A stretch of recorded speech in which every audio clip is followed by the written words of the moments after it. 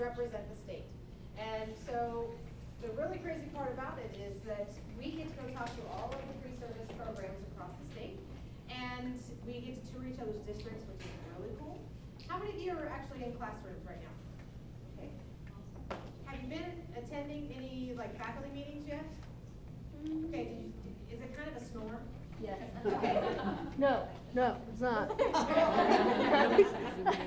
won't be snoring in here today. We'll be up and moving around. More of an active learning environment that we have for you today. And now, who wants to do primary? K1, 2? Okay, who's 3, 4, 5? One high school. Anybody else wants to go above elementary? Maybe Sunday. Maybe Sunday. Awesome. Okay. Any PE people? Raise that hand proud. Music.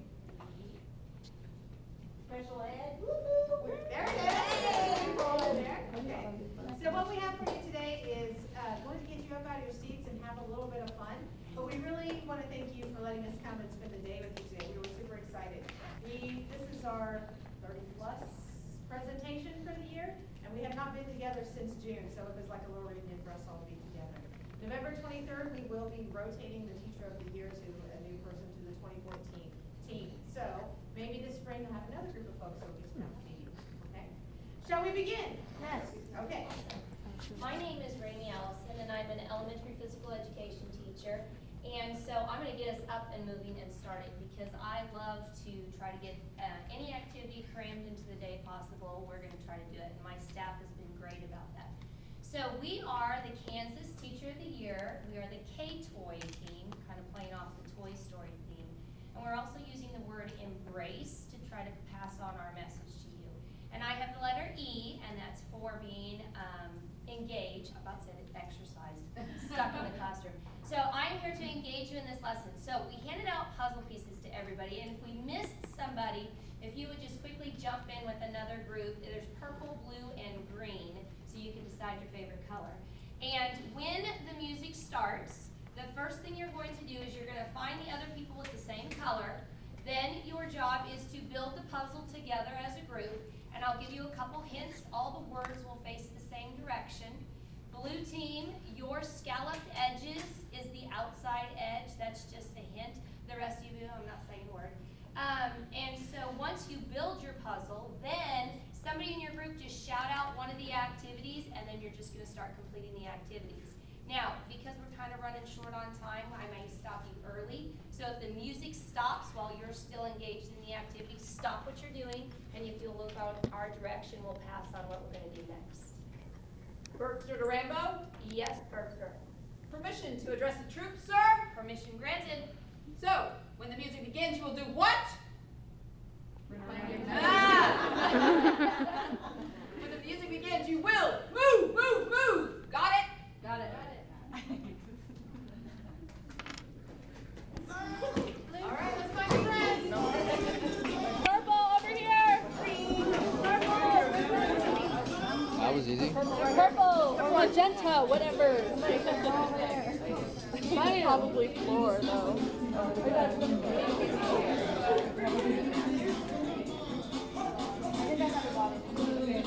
Yep. Yeah, this goes in that bottom corner. Yeah, right there. Right there. You're almost there. No, you're correct.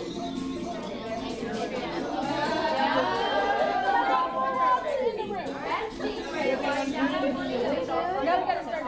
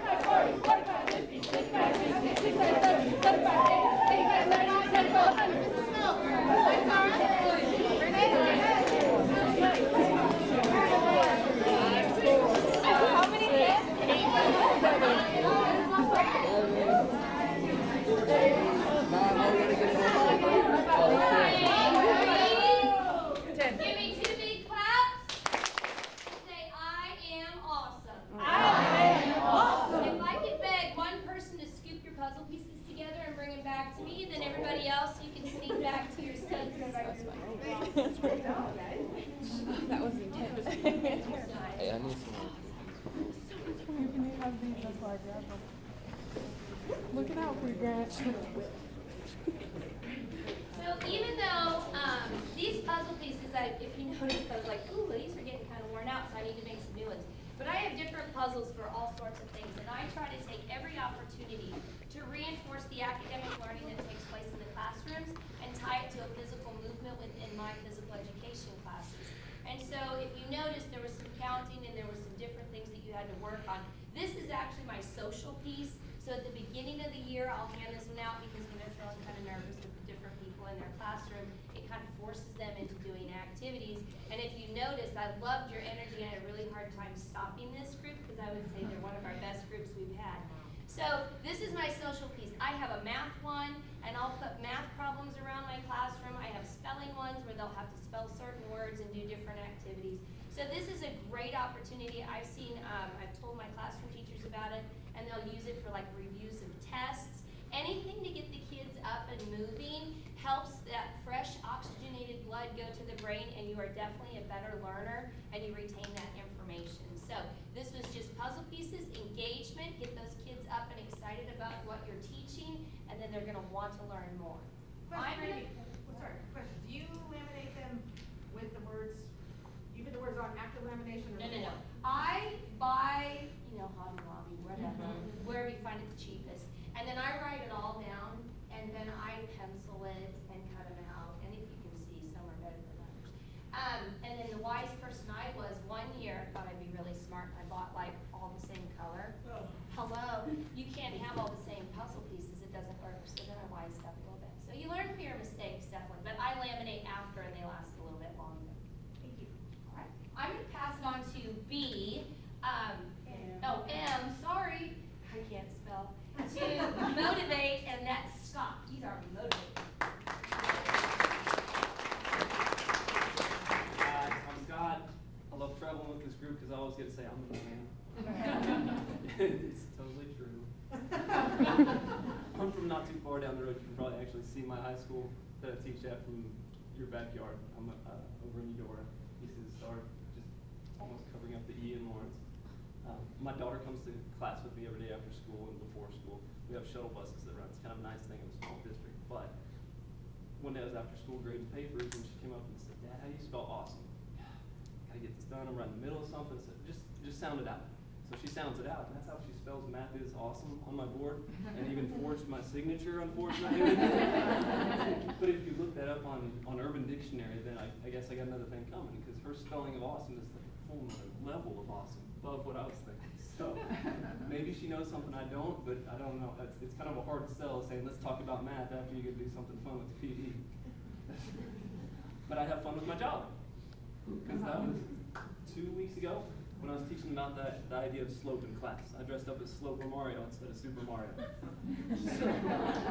I mean, Algebra 2 is kind of a hard topic itself, but if I talk about positive slope, negative slope, a horizontal line and a vertical line, I'm finagled it into my M right there, made a crafty little logo, and it was just gimmicky enough where the principal walked by my classroom 4 times that day going, what the heck is he doing? But even he was curious about what was going on in the classroom, so I guess it worked out all right.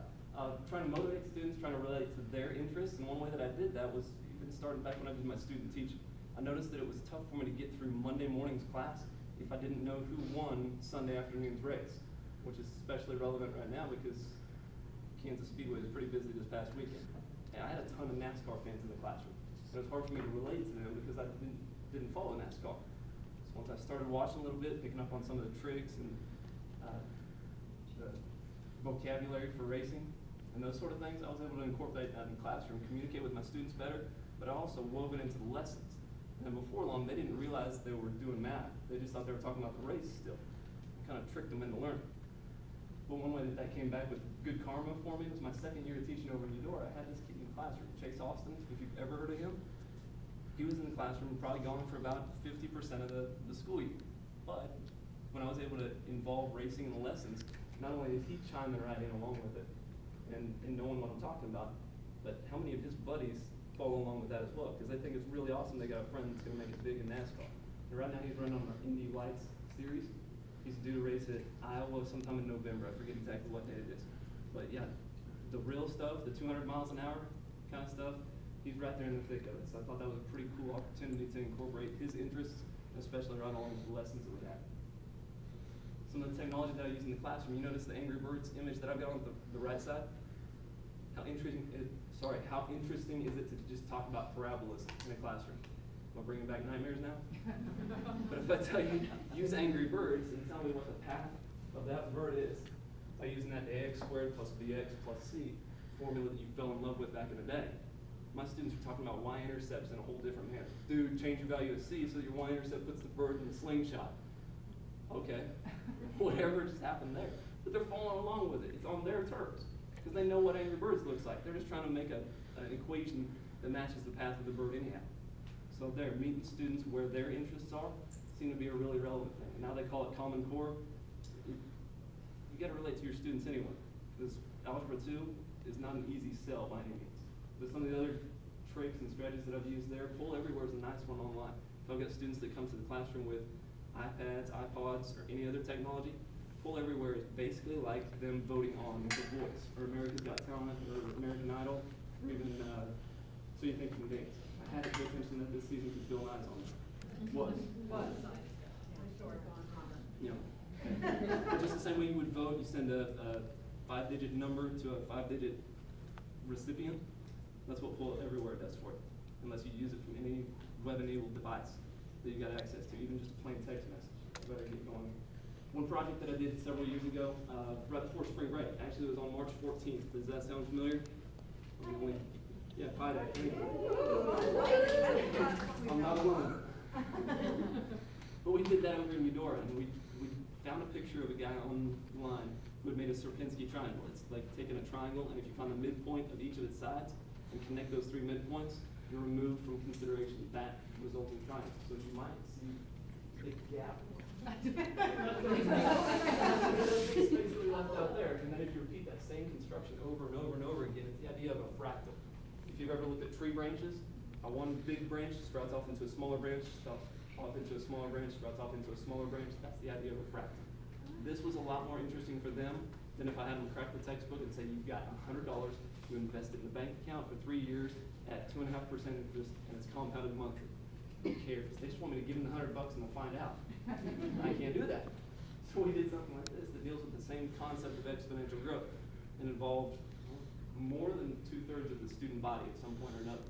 And we grew our model of it so big that we couldn't fit it in the school cafeteria, we couldn't fit it on the stage in the auditorium, we had to use the parking lot. And if we'd gone the next stage bigger, it would have overflowed from one sideline to the other on the football field. So luckily we stopped there, and it was $600 in pennies. So then, of course, I've got the common sense student in class that says, God, how many pennies is that? $600. Pennies is 60,000 pennies. And so if you've ever seen a drug raid gone bad, the big bales of drugs that the cops set out, that's kind of what my van looked like for about a week, because we had these huge bricks of $50 of pennies, $50 pennies, 24 of those bales of pennies, 24 bales, $25 a piece in the back of our minivan. So it's kind of riding sideways for a little while, but for a good reason. We donated all the money eventually to the March of Dimes, and students left with a lot of memories and a lot of context for that topic in class as well. I'm going to get moving. What questions do you have about that top right picture? What's wrong with it? But does that start a conversation in my class pretty easily? And I didn't have to give you a worksheet at all.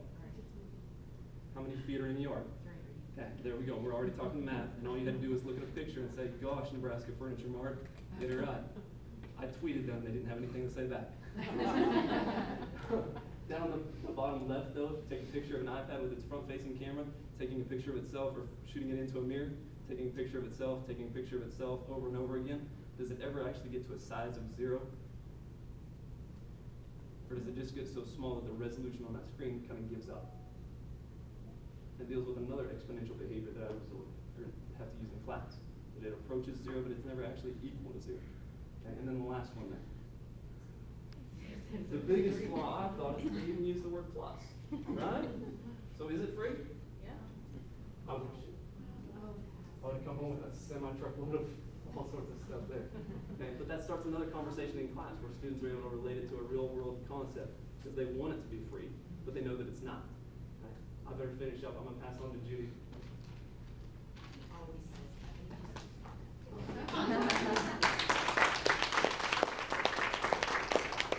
he is so far above all the rest of us that like we're not. It's not just a tall joke either. Yeah. Okay, I'm Judy Domke, and I currently teach interrelated resource, special ed, whatever you want to call it. I mean, different names, different districts, but I do love teaching special ed. I taught first grade, fourth grade, fifth grade, and that was wonderful too. But I tell you, my passion is in special needs. Now, I have a question for you guys. I want y'all to think about this just for a moment. Have you ever had that special teacher or multiple special teachers that maybe had a positive impact on your lives? Let me see.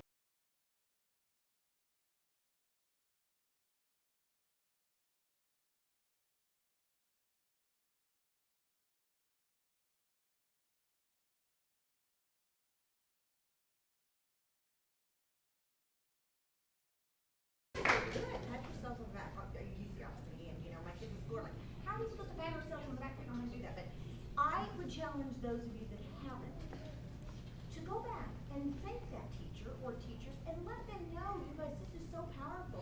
About a year ago, Facebook message, and it was from this kid named Jeremy that I had not seen for many, many years. And he wanted to know if I was the Judy Domke that he had as a resource teacher in McPherson.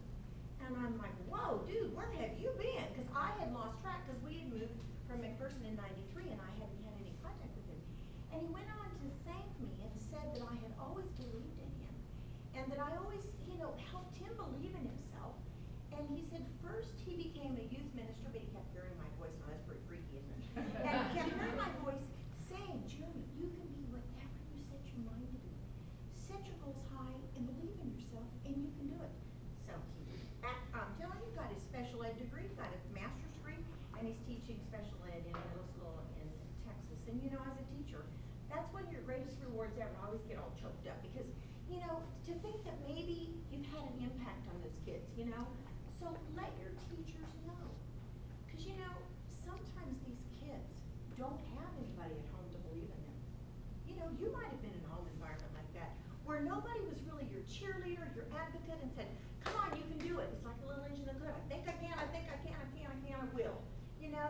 And that book is very prevalent in my classroom because so many of my kids have not been successful in the gen ed classroom. And you name it, I've had it. Last year I had a bipolar enrichment kid, and one day when I told him I was going to be gone, he goes, you know what I think about this award you got? And I thought, oh, I don't know if I want to know because he can be kind of strange sometimes. He goes, it's a punishment to me because you're gone all the time. So, when you teach special ed or even gen ed, you're going to have all types of kids. It's so important to be that person, that advocate or whatever. And as a teacher, you can go to plays, you can go to sporting events, you can go to whatever. And you've got to find something that motivates those kids because sometimes there's nobody that motivates them.